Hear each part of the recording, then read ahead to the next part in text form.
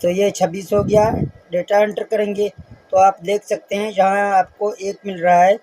हम इसको यहाँ 0 करेंगे, डेटा एंटर करेंगे, यहाँ प्रोग्राम से निकलेंगे। अभी देखते हैं कि ये VFD अभी बंद होगा या नहीं होगा इसका पंखा। अभी तक आप देख रहे हैं, मैं आपको यहाँ जो कागज़ है, कागज़ भी दिखा रहा हूँ ताकि आपको पता चले कि पंखा इसका चल रहा है। वैसे आवाज़ भी इसका आ रहा है। तो ये पंखा को अभी बंद होना है, देखते हैं कि बंद होगा या नहीं होगा।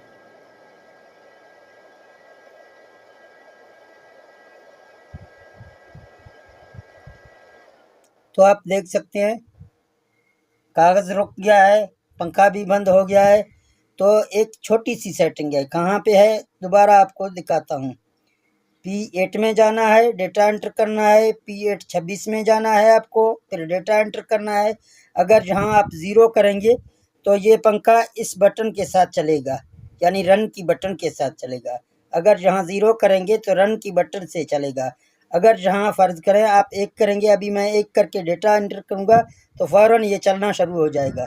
तो आप देख सकते हैं पंखा ऑटो पे हो गया 1 पर। अभी जो ना ये आप देख रहे हैं कागज़ भी हिलना शुरू हो गया। वैसे भी आपको आवाज़ से पता लग रहा है। तो एक छोटी सी सेटिंग है, जहाँ आप अगर सेटिंग करेंगे, अगर 26 में आप आ जाएंगे, जहाँ 0 करेंगे तो ये बंद होगा, इस बटन के साथ चलेगा। यहाँ से बंद होगा, जब यहाँ इसको आप चलाएंगे तो आपका पक्का चलेगा, वरना पक्का आपका बंद हो जाएगा। अगर आप ऑटो पे चलाएंगे तो फिर आप जहाँ P8 26 पे जाएंगे, जहाँ आप 1 करेंगे ये ऑटो पे होगा, और जहाँ अगर आप 0 के पर करेंगे तो ये इस बटन से चलेगा।